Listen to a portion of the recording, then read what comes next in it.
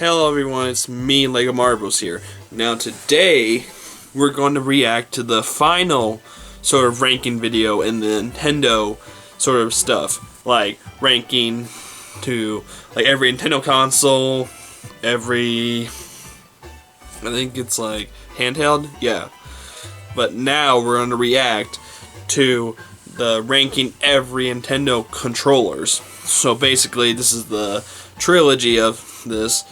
But I might go for Xbox next. Who knows? But anyways, guys, hope you all enjoyed this reaction with me. And make sure to like and subscribe and press that bell to be notified when a new video drops. Well, anyways, let's get into this, shall we? In 3, 2, 1, and go. There are so many interesting Nintendo controllers out there, so I thought it would be great to make a video ranking every single one. And I mean all of them. Any variants that were developed by Nintendo are on this list. Now, real quick, I wanted to throw out 3 honorable mentions that I couldn't get because they were way too expensive to buy. And that includes the N64 IQ Player Controller, the N64 Mouse, and the NES HFC. So with that, let's get her ranked. 26, SNES Super Scope.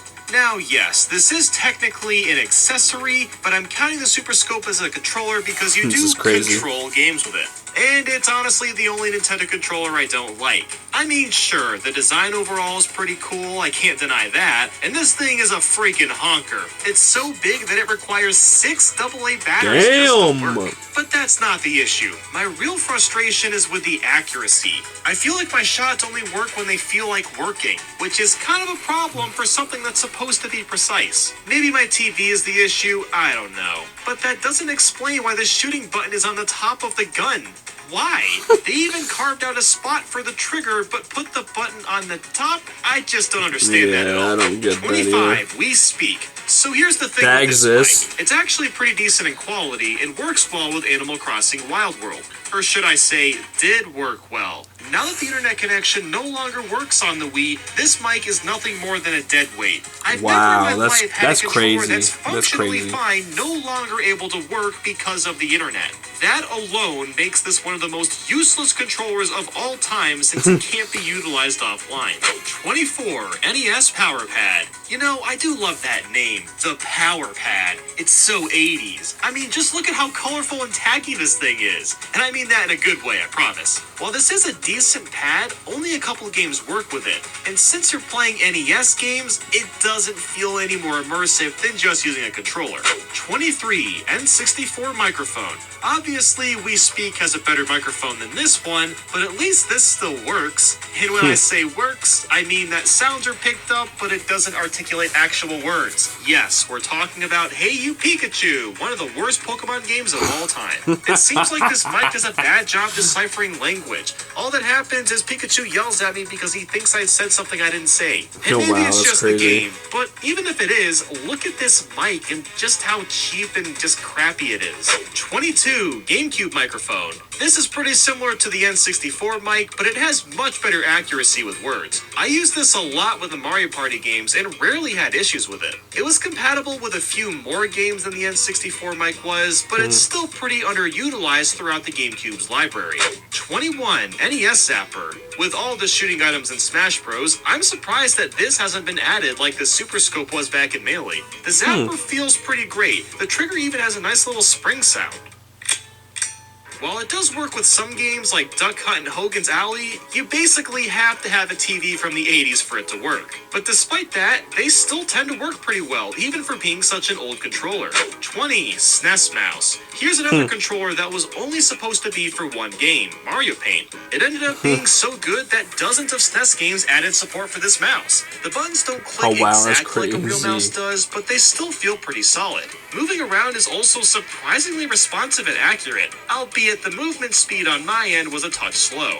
Mario Paint wouldn't have worked with a normal controller, so its inclusion added all of its worth and value.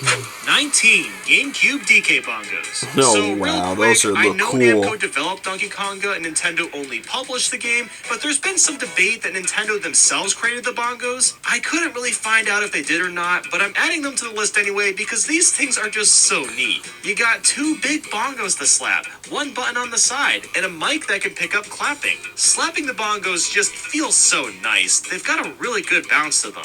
They are really loud, however, so this is a game you probably can't play with people in the same room. But I mean, come on, you can't go wrong with bongo controllers. 18. Wii Balance Board. I remember when this was the biggest craze back in the Wii days, and even now the balance board is still rather impressive. It's easy to hook up, has a good battery life, it can measure your weight and sense where the weight is coming from. It made for a lot of really fun and interesting mini games. I never actually lost weight with the balance board, but I love that it was used in a few games beyond Wii Fit, like Super Monkey Ball Step and Roll, and even Mario and Sonic at the Olympic Winter Games. 17. Switch Pokeball Plus. I'm honestly still baffled. Yeah, I think I saw that at like a store somewhere. It has such an awkward feel to it. There's only 2 buttons, one at the top and the little analog stick in the middle, which can be pushed down. I tried playing some of Pokemon Let's Go with this controller, and, well, it's just not very comfortable. The biggest problem is my hand cramps up when playing for too long, and the gyrometer seems to only This video's making me tired, I don't know why. I'm just using it wrong or something. I do love how it plays Pokemon Center music when you charge it, though. That's cool. And of course, the Pokemon cries from inside the ball are so charming. It's neat that you can play the entire game with it. I just wish it had an extra button, or maybe it was a little bit bigger. 16. Virtual Boy Controller.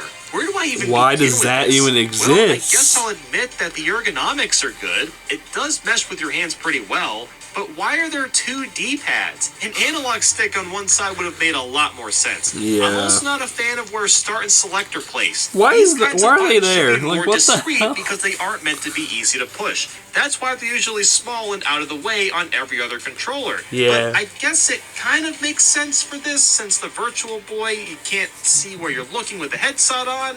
And also, what's with the shoulder buttons? These are like the lamest shoulder buttons I've ever seen. They don't feel distinct at all. I mean, this controller is functional, I guess, but it just feels like a step back. 15. N64 Controller. There's a lot of great and horrible things going on here. Firstly, this controller is really innovative with it being the first ever trigger button on the back, an analog stick for home consoles, and the rumble/controller packs you can attach. Unfortunately, the stick is horrible. I have a few controllers and none of them work very well anymore.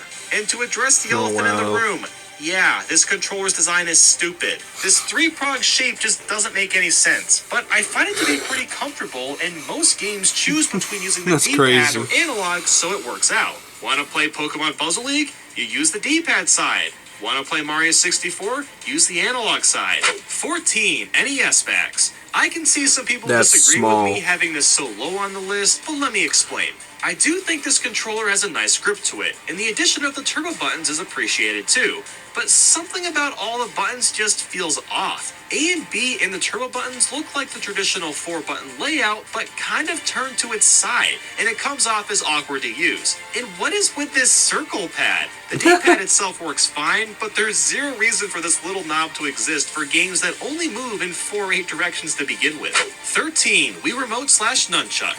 These things My get a favorite bad rap controllers. nowadays, but I don't think Well, they're it's complete Wii cancer. Remote, The motion but it's controls in still some of the games one of my work favorites. really well, assuming you're using Motion Plus, of course. The buttons have a nice feel to them. There's an attachable nunchuck with a prominent analog stick. There's a speaker that plays game sounds sometimes, and I love that you can power the console on and off right from the remote. But sadly, back in that day, though, when I played New Super Mario Bros. Wii, that was fantastic. And trying to play games with the remote held sideways really sucks. There just isn't much to grip to, and both sides are inconsistent, which makes for a clumsy experience. 12. SNES Score Master. That Here's a controller exists. that's clearly made for something like Street Fighter 2. Like, I didn't even know it existed until I did research for this video.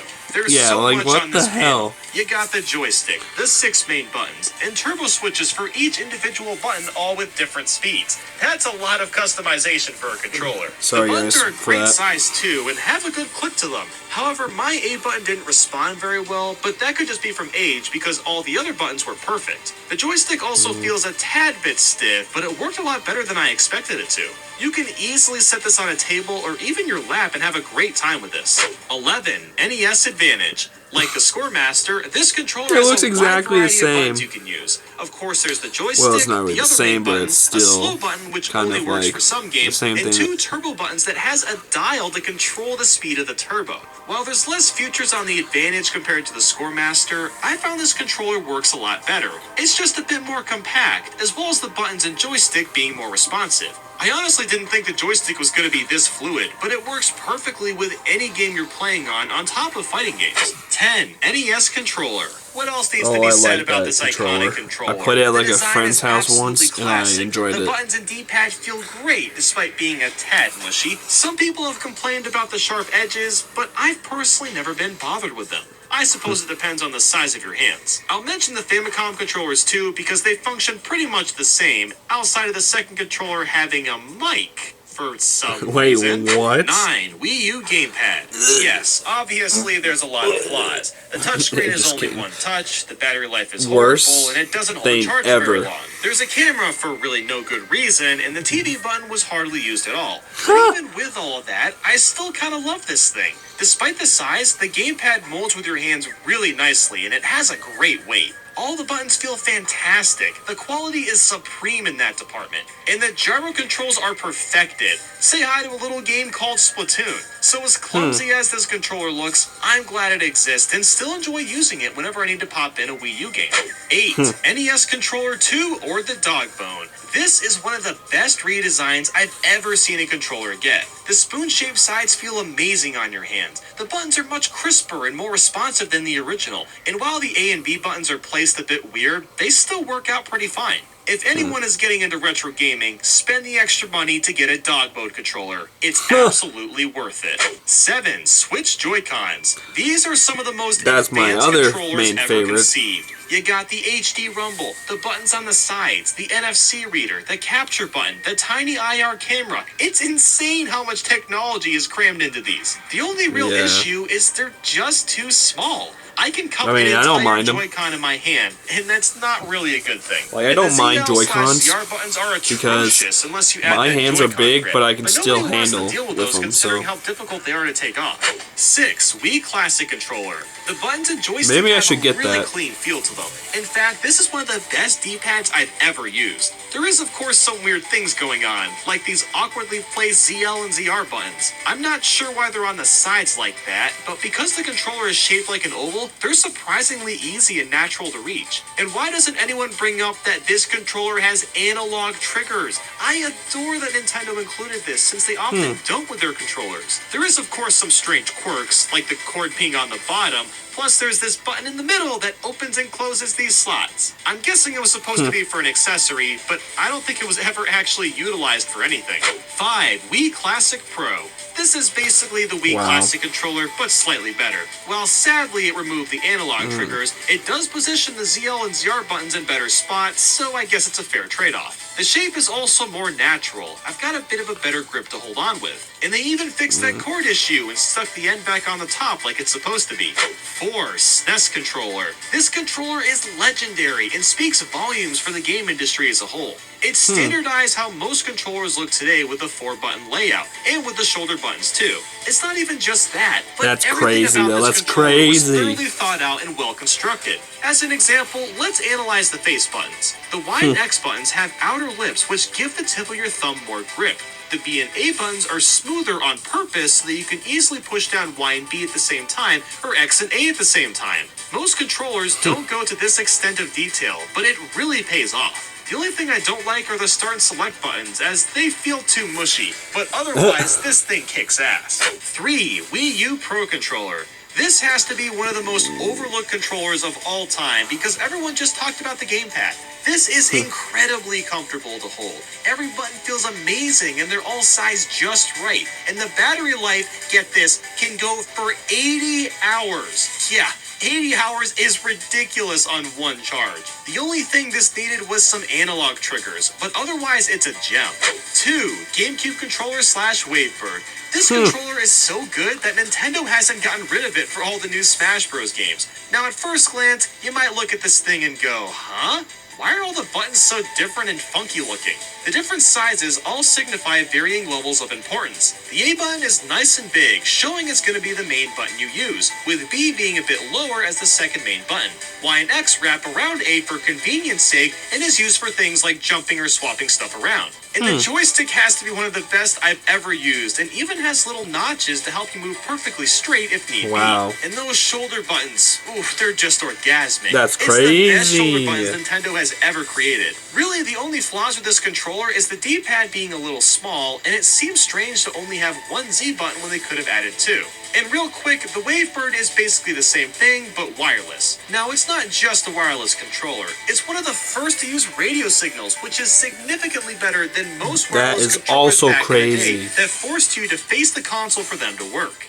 And number 1 is the Switch Pro Controller. This may not be a I have a wired one, guys, it's about but as close to perfection as you I can like get. it too. Every button and the joysticks are nice and meaty, and the shoulder buttons feel fantastic. The grips are just mesmerizing. You can hold this thing for hours on end with zero discomfort. The battery life is phenomenal on this as well, and uses USB-C to charge. The gyro controllers and HD rumble really make this stand out compared to the PS4 and Xbox One controllers. Plus, they even fit the NFC reader and capture button inside. The only thing that could have been improved was the shoulder buttons being analog, but otherwise, it lives up to its name. It truly is a pro controller.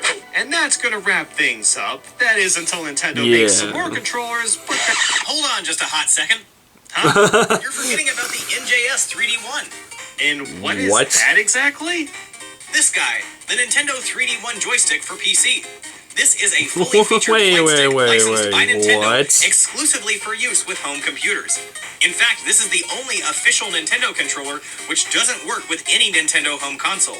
Plus, it's got a pretty weird backstory with some questionable licensing issues. I see.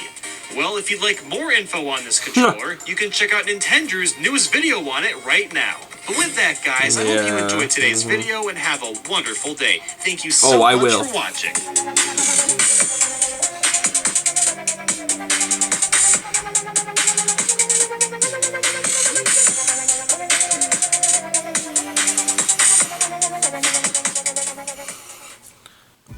Oh, that video was amazing.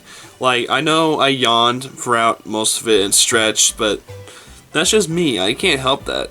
But anyways, guys, hope you all enjoyed this reaction video to the third sort of ranking video of Nintendo stuff in the reaction videos. Like, I will probably react to more rankings of, like, games, I think, and, like, consoles, because I want to see what everyone's ranking on it is, because I'm very surprised that the Switch Pro Controller is in first place and the Switch Joy-Cons are in 7th. That's crazy. But I still prefer, like, I have a Wii. I like the little Wii remotes and the Switch Pro Controller, which is a wired one. Yeah. But anyways, guys, I hope you all enjoyed this video as much as I did, and there will be a plush video next week for you guys, so hope you all have a wonderful, wonderful weekend, and we'll see you all next time. Woohoo! Bye, guys.